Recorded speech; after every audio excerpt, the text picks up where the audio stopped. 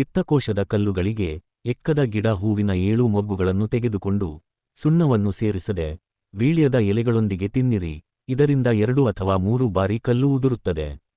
ಎದೆಹಾಲು ಸ್ರವಿಸುವಿಕೆಗೆ ತೊಂಡೆ ಸೊಪ್ಪು ಎಲೆಗಳನ್ನು ತುಪ್ಪದಲ್ಲಿ ಹುರಿದು ಬೆಳ್ಳುಳ್ಳಿ ಸೇರಿಸಿ ಹುರಿದು ಬೆಳಿಗ್ಗೆ ತಿನ್ನಿರಿ, ಹೀಗೆ 3 ದಿನಗಳವರೆಗೆ ಮಾಡಿ ಹಾಲು ಸ್ರವಿಸುತ್ತದೆ. ಚರ್ಮದ ತುರಿಕೆ ಗುಣಪಡಿಸುವಿಕೆಗಾಗಿ ನಿಂಬೆಗಿಡ ಬೇರು ಮತ್ತು ಕೊಮ್ಮೆ ಬೇರುಗಳನ್ನು ಪುಡಿಮಾಡಿ 1 ಚಿಟಿಕೆ ಎಳ್ಳೆಣ್ಣೆಯೊಂದಿಗೆ ಬೆರೆಸಿ ತಿನ್ನಿರಿ, 3 ದಿನಗಳಲ್ಲಿ ಗುಣವಾಗುತ್ತದೆ. ಗರ್ಭಿಣಿಯರಿಗೆ ಮಲಬದ್ಧತೆ ಇದ್ದರೆ 1 ಹಳೆಯ ಒಣ ನೆಲ್ಲಿಕಾಯಿ ಜಜ್ಜು ನೀರನ್ನು ಸೇರಿಸಿ ಮತ್ತು ಅದೇ ಪ್ರಮಾಣದಲ್ಲಿ ಹಸುವಿನ ಹಾಲಿನೊಂದಿಗೆ ತಿನ್ನಿರಿ, ಮಲ ಹೊರಬರುತ್ತದೆ. ದೇಹ ಆರೋಗ್ಯಕ್ಕೆ ಸಂಬಂಧಿಸಿದ ಇಂತಹ ಅಮೂಲ್ಯ ಮಾಹಿತಿಯನ್ನು ನೀವು ಮಾತ್ರವೇ ಅಲ್ಲ, ಇತರರಿಗೂ ತಿಳಿಸಿ, ಹೆಚ್ಚು ಹಂಚಿಕೊಳ್ಳಿ.